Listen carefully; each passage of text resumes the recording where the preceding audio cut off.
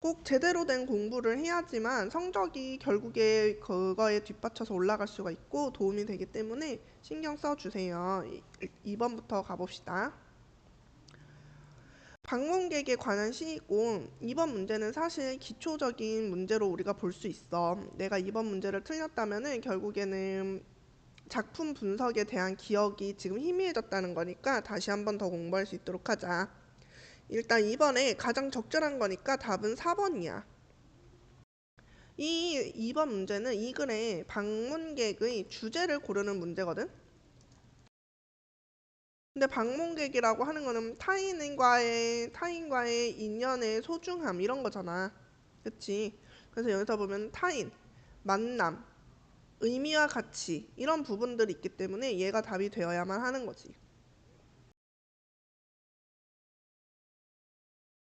그러면은 왜 5번은 안 될까라고 하면은 만남의 속성보다 만남 자체의 중요성이라고 하잖아. 그럼 약간 이런 건 어때? 예를 들어서 되게 극단적인 예를 들어볼게.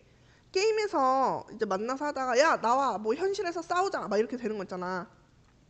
현실에서 싸우기 위해 만났어. 그럼 만남의 속성이 어때? 좋아 나빠? 이건 되게 별로잖아. 이거는 악한 마음, 상대방을 해치기 위한 마음이니까 마음의 속성이 되게 부정적이야. 근데 그럼 이런 만남 자체 중요성을 강조하고 있다면 이런 만남도 괜찮다는 거야? 이런 건 안 되는 거지. 잘못된 만남인 거지.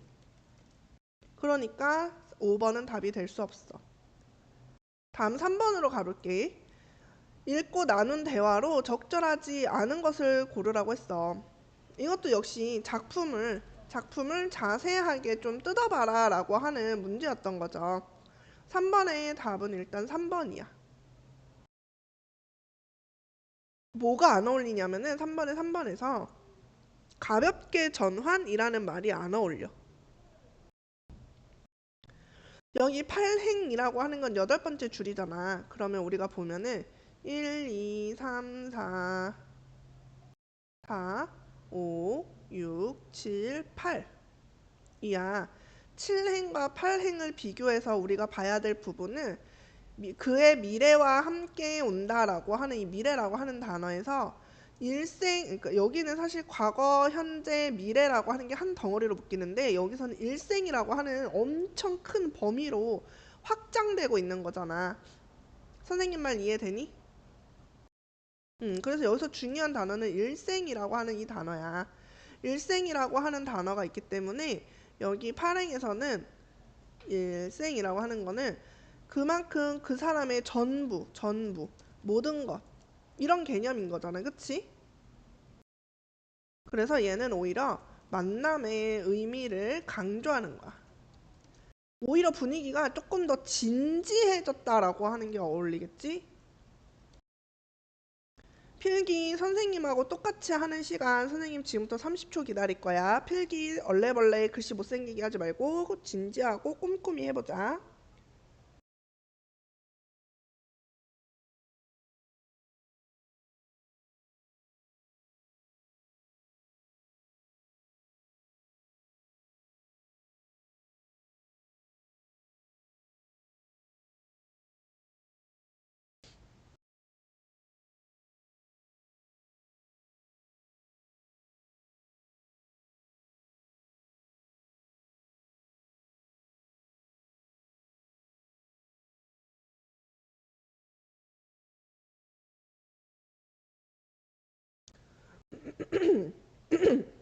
자, 그러면은 이제 다음 번으로 넘어갈게.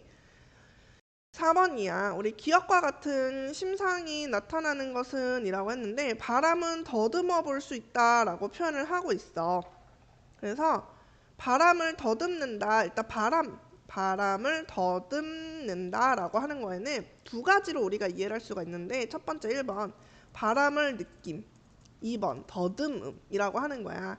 근데 내가 지금 너무 시원하다. 바람이 엄청 많이 불고 있네 라고 말을 할 수 있는 거는 다섯 가지 감각 중에 무엇으로 느끼기 때문에 가능할 것 같아? 세범아. 내가 눈으로 바람이 분다는 거를 느낄까? 아니면 귀로 들을까? 코로 냄새를 맡을까? 맛을 볼까? 아니면은 피부로 느낄까? 뭐일까? 그렇지. 피부로 느낀다는 걸 잘 생각했어. 그러니까 바람을 느낀다라고 하는 건 결국 촉각적 심상이야. 촉각. 만져서 하는 거야. 그리고 더듬는다라고 하는 것도 더듬더듬 손으로 이렇게 만져봐야지. 얘는 뭐 이렇게 생겼네. 뭐 이런 느낌이네라는 걸 알잖아. 더듬는 것도 역시 촉각적 심상이야. 그러면은 여기서는 여러 가지 감각 중에 촉각적 심상, 만지는 개념을 느끼라는 거야. 만지는 거의 대표적인 거는 무엇이 특히 많이 나오냐면 온도적 개념이 많이 나와. 온도. 뜨겁다 차갑다는 우리가 봐서는 모르지. 봐서 컵 안에 물이 담겨져 있어. 근데 그 녀석이 차가울지 미지근할지 눈으로 보거나 귀로 들어서는 알 수 없어. 혀로 맛으로 구별하는 것도 아니잖아. 사실은 온도, 피부로 느끼는 거죠. 그래서 보면은 답은 일단 3번이야. 입술의 뜨거움, 바로 이 부분이 촉각적 심상인 거지. 그럼 나머지도 보자. 1번 노을빛으로 익어간다.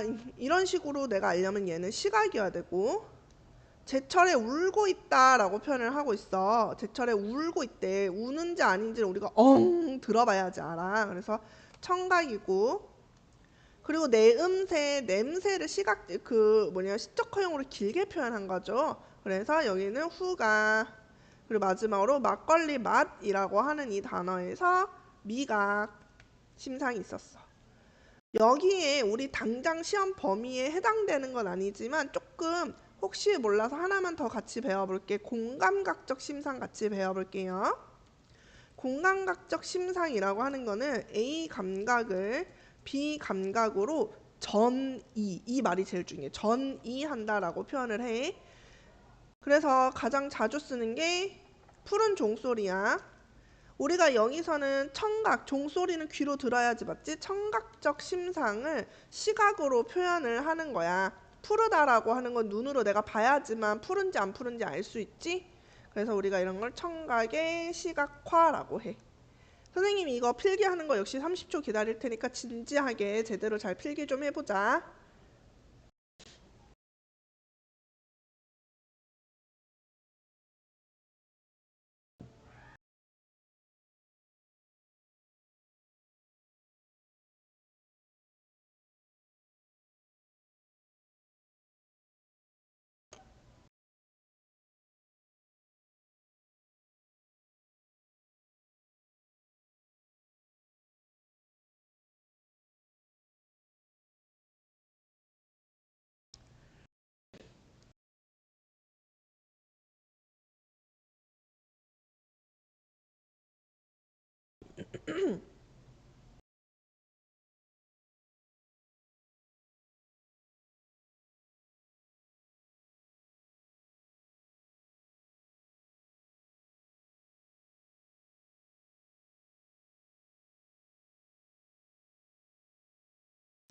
자, 그러면은 다음 문제를 또 가보도록 해볼게요. 다음 문제 페이지를 넘어서 바로 다음 페이지 있는 곳으로 갈 건데요. 10페이지 한번 가봅시다. 여기에서는 이제 담화에 대해서 이야기를 하는 부분이었어. 본문을 좀 더 꼼꼼히 읽는 것도 필요한 그런 제시문이죠. 자, 이 글은 담화에 대해서 우리한테 알려주는, 정보를 전달해주는 글이야. 그치? 그래서 설명문인데, 일단 포인트를 해볼게. 의의와 한계를 설명했다. 정의의 방법을 사용했다. 시간의 흐름에 따라 변천 과정을 제시했다.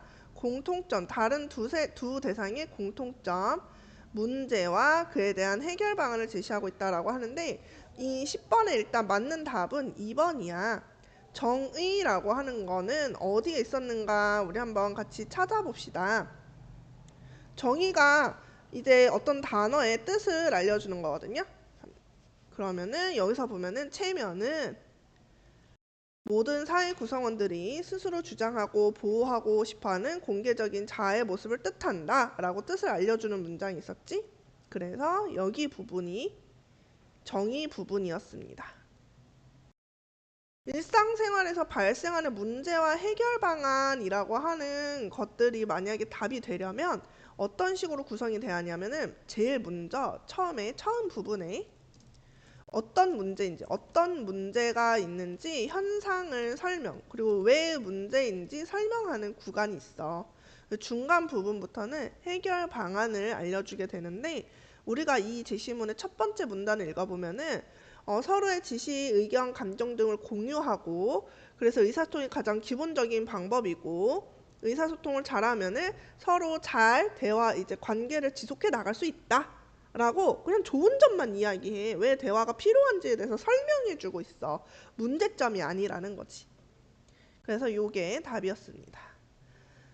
자, 다음 11번. 니은을 지키기 위해 고려할 사항으로 적절하지 않은 것은 이란데요. 체면 유지의 원리이죠. 체면 유지의 원리 다시 한번 볼게요. 상대방에 의해 인정받는 것과 인정을 받으면서 인정받는 것과 간섭받지 않고자 하는 욕구와 관련이 있게 되는데, 그래서 상대방의 욕구를, 자신과 상대방의 욕구를 만족시키기 위해 노력해야 하는 거. 그래서 단번에 거절하면 안 되고요. 잘못을 너무 공개적인 곳에서 비방하면 안 되고요. 그리고 간접적인, 직접적인 표현도 안 됩니다. 그래서 아래쪽에다가 다시 한 번만 더 정리해 볼게. 직접 표현보다는 간접 표현으로, 그리고 요청을 단번에 거절하거나 공개적으로 비방하지 말기. 이렇게 우리가 정리해 볼 수 있고요.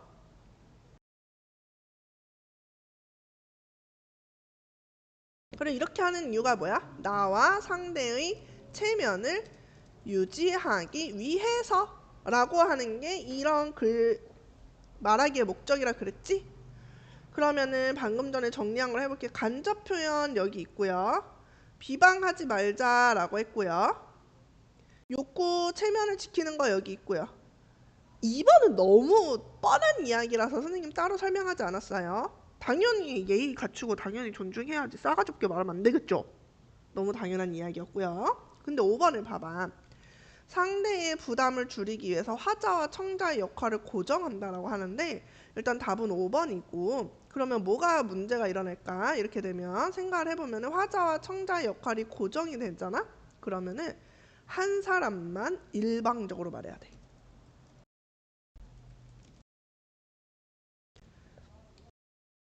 근데 사람의 기본적인 욕구 중에 하나가 뭐냐면 말하고자 하는 욕구거든?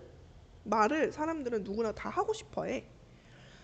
그래서 그 다른 사람에게 신뢰를 빨리 얻는 방법 중에 하나가 뭐냐면은 내가 다른 사람 말을 귀 기울이고 경청해서 듣는 거라고 하거든.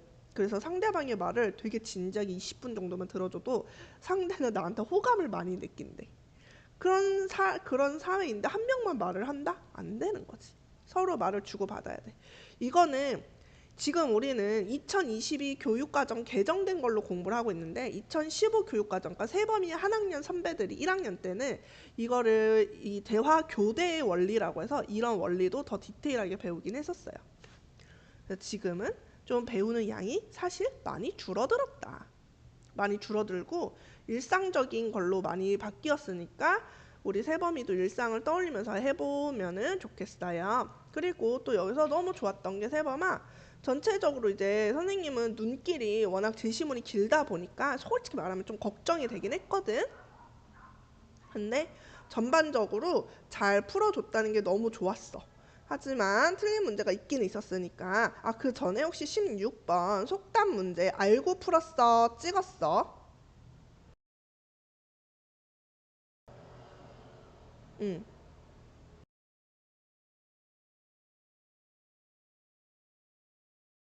좋았어.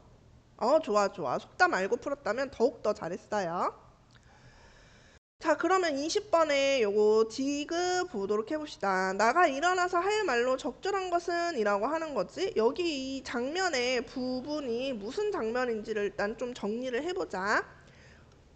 엄마와 내가 이미 나는 엄마를 노인이라고 부르면서 되게 거리감을 갖고 있었고, 나는 빚이 없어, 나는 빚이 없어 계속 이러고 있는 태도를 가지고 있었어. 근데 대화 중에 노인이 은연중에 단칸방에 이 지붕 보수 사업이 계속 막 한창 되고 있으니까 우리 집도 새로 집을 좀 허물고 다시 짓는 거에 대해서 넌지시 이렇게 좀 완곡하게 의견을 얘기했지만 아들인 나는 그거를 무참하게 씹어버렸지.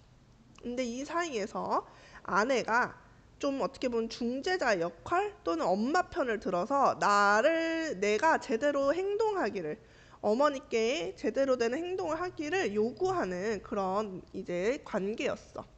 그러다 이 앞쪽 부분을 보면은, 그래서 엄마와 아들이 그 옛날에 고등학교 시절에 우리 집이 쫄딱 망해버렸을 때 잠깐 집에 왔다가 하룻밤 같이 자고서 헤어졌던 그 눈길을 함께 헤쳐 지나갔던 거에 대해서 이야기를 하는 부분이지. 그래서 엄마랑 아들이 새벽에 이제 산길을 나서서 그 차 타는 곳까지 계속 갔는데, 그곳에서 막 가면서 서로 미끄러지면은 일으켜주고 이러다가 엄마 혼자 힘들고 쓸쓸하게 돌아와야 되고, 그런 상황이 너무 미안하고 부끄럽다라고 하는 감정으로 드러나 있다는 거, 요런 부분이었어요. 그래서 이제 그 뒤쪽 부분을 보면은, 그래서 너무 부끄러웠기 때문이다 라고 하면서, 잠시만, 여기서 보면은 어머님도 돌아갈 거처가 없어졌던 거겠지요 라고 해서 대화를 한 다음에, 아내가 이제 막 엄마랑 같이 대화를 하고 있었고, 근데 나는 일어날 수 없었어. 왜냐면은 사지가 마비된 듯 가라앉아 있는 기분이 아니라, 눈을 뜨지 못하는 이유는 눈꺼풀 밑으로 뜨겁게 차오르는 것을 아내와 노인에게 보일 수가 없었다. 너무 부끄러웠기 때문이다. 라고 하면서 반성의 눈물을 흘리고 있음이라고 하는 거지. 그럼 이 상황에서 일어나면 어떻게 해야 돼? 또 아니 나는 빚이 없어 이러면은 또 진짜 도루묵이잖아. 그럼 화해 못하는 거야. 영원히 아들은 엄마한테 상처만 주면서 살아가게 돼. 그런데 이제 반성의 눈물이었으니까 반성이라고 하는 거를 포인트로 하면 어머니 죄송해요 라고 하는 3번으로 가야지 더 어울리게 되는 거지. 그래서 여기에서 중요한 거는 결국에 이 글의 주제를 떠올려 보면은 엄마의 사랑과 결국에 화해라고 하는 개념이 주제에 들어있잖아. 세범, 그치? 이 사랑은 처음부터 끝까지 나와. 처음에 이야기가 시작해서 엔딩이 날 때까지 모든 장면은 다 엄마가 아들을 사랑하는 거를 계속 표현하고 있어. 근데 아들은 애기처럼 나는 그런 거 몰라 이렇게 토라져 있는 거지. 그런데 마지막에 엄마와 있었던 그 눈길의 추억을 떠올리게 되면서 엄마에게 죄송하다는 마음을 직접적으로 갖게 되는 부분이야. 그래서 답이 3번이고,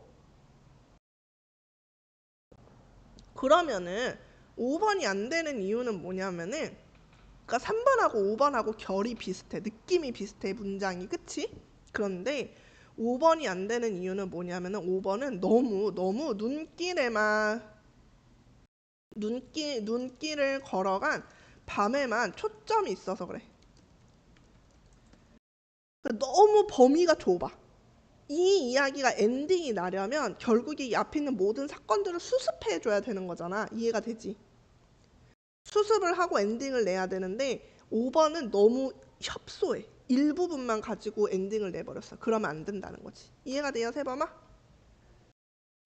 그래서 이제 웹툰이나 이런 것들, 웹소설 이런 거 볼 때 가끔 댓글에 이런 게 있더라고. 아니, 이 작가는 이 떡밥들을 다 어떻게 회수하려고 이러지? 이런 댓글이 있어. 뭐 떡밥 회수 미쳤다. 뭐 떡밥을 이렇게 흩뿌리고 뭐 이렇게 끝내다니.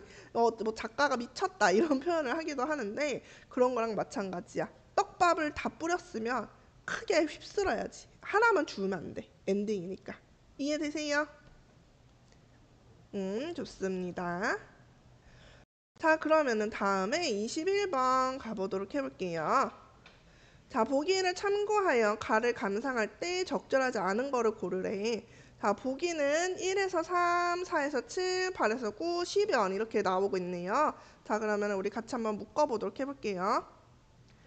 여기서부터 여기까지가 A, 4, 5, 6, 7. 여기까지가 B, 그 다음에 8, 9. 여기가 C, 그리고 마지막 맨 밑에 부분이 D. 여기가 이제 D 구간이 되는데, 자, 여기서 사실 시험 포인트는 A, B보다는 C, D 구간에 이루어질 경우가 많아. 왜냐하면 C하고 D라고 하는 이 구간이 자기를 반성을 하고 이 C 구간이 소극적인 자신을 반성하는 장면이고 이 D 부분이 의지적으로 극복하는 부분이잖아. 윤동주 시에서 가장 중요한 장면이야. 그러면 세범이는 어떻게 하면 되냐면은 C하고 D를 먼저 보는 거야. 이해가 돼요? 1번, 2번, 3번까지는 C하고 D가 없어. 그러니까 일단 제껴. 나중에 보더라도 일단 제끼고 D부터 갈게.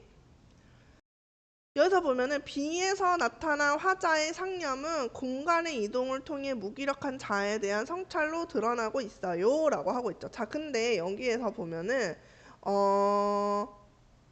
공간이 이동했다는 면은 공간이라고 하는 게 뭐 예를 들어서 뭐 집 안에서 집 밖으로 산 꼭대기에서 시냇물가로 이런 식으로 확실하게 배경이 드러나야 되거든요. 근데 일단 A, B, C까지 봤을 때 우리가 여기가 배경이 어딘지 모르지. 그러기 때문에 공간의 이동? 얘는 답이 안 돼. 그래서 답이 4번이야. 이거부터 보면 답 4번인 거 바로 보인다 이거지. 여기까지 이해돼요? 근데 3번을 볼게. 자, 3번 별표 이거 선생님이 오늘 영상 준 거 세범 혹시 영상 시청하셨어요? 아, 하다가 말았어? 별은 봤니?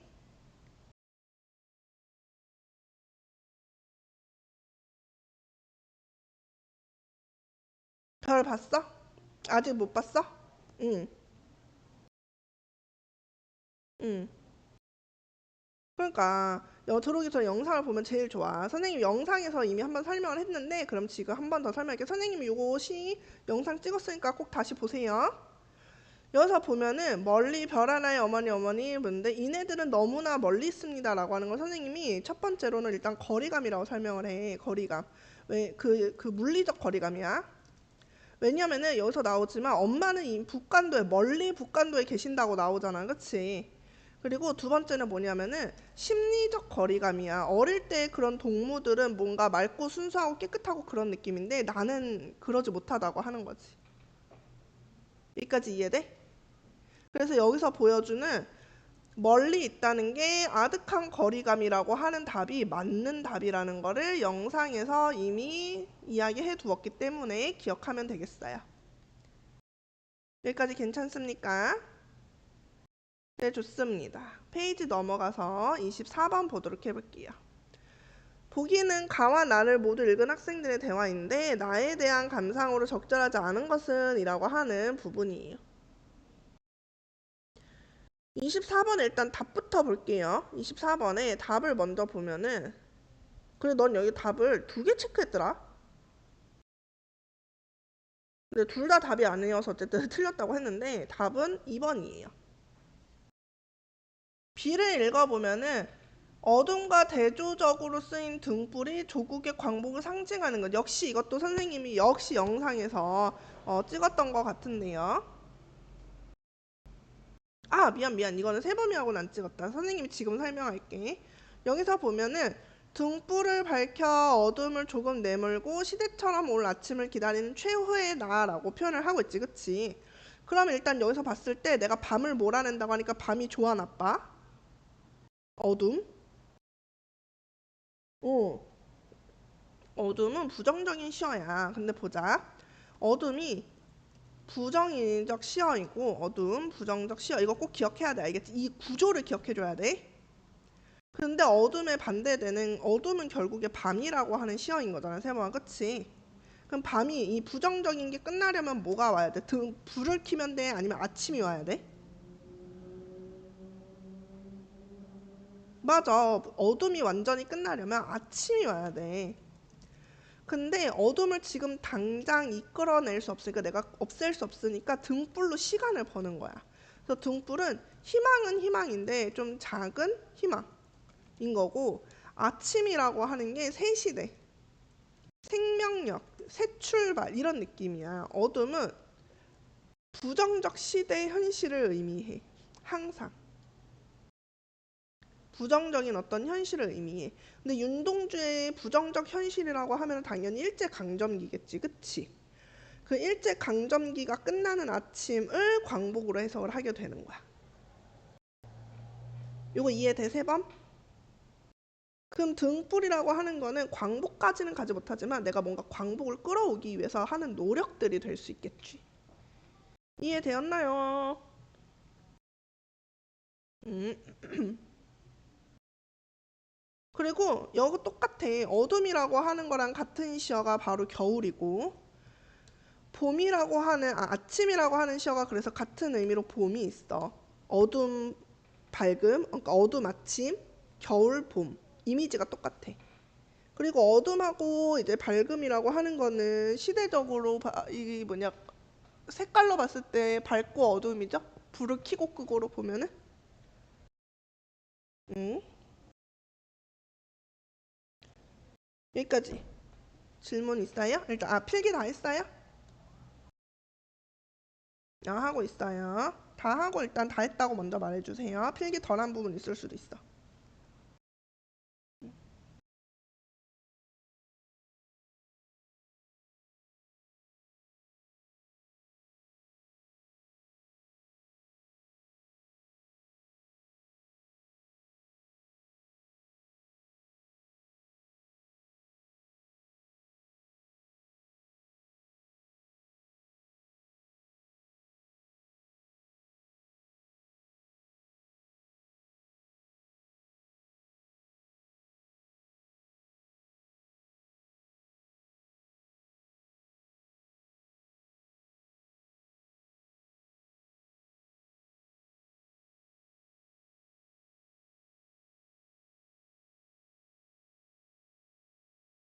응?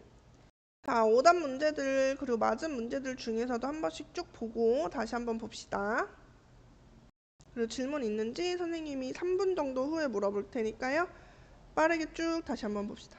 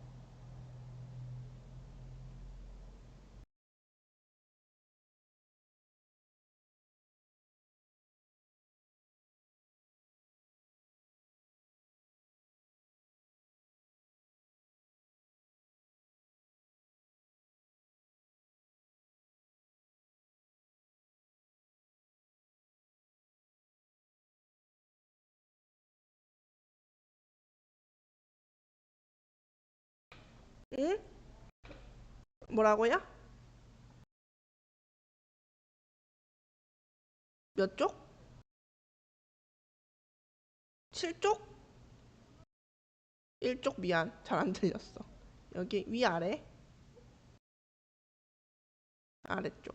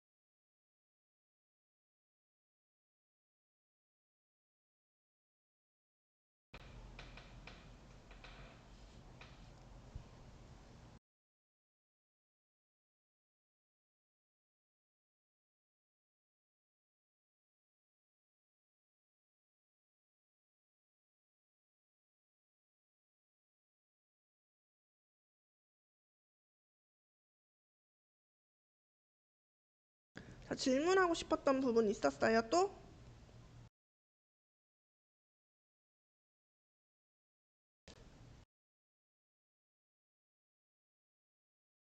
몇 번? 속담. 좋아요. 자, 보자. 1번 혀 아래 도끼 들었다라고 하죠. 딱 봐도 뭐에 관한 속담인 것 같아? 어, 그렇지. 말을 함부로 하지 마라 라고 하니까 말을 잘못하면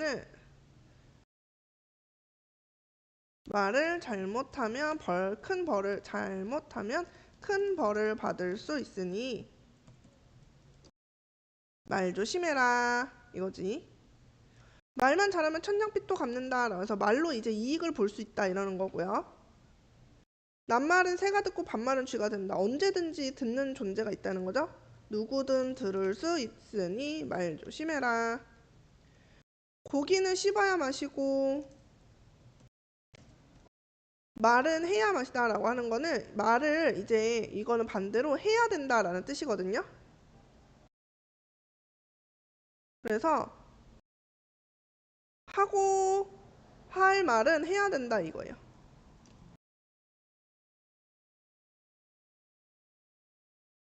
반대로 이제 말은 할수록 거칠어진다니까 말 조심해라 이거지. 말을 더 할수록 나빠지니 혹은 거칠어지니 기분이 말 조심해라 이렇게.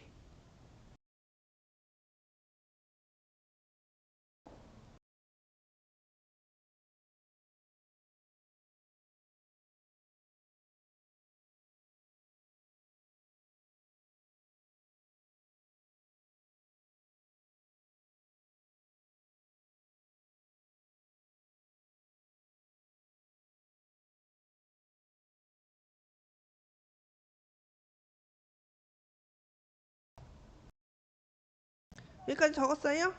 또 질문?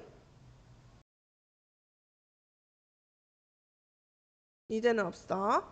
좋아, 그러면은 여기까지 오늘은 할 건데 꼭 다시 공부 한 번씩 더 해야 돼. 알겠죠?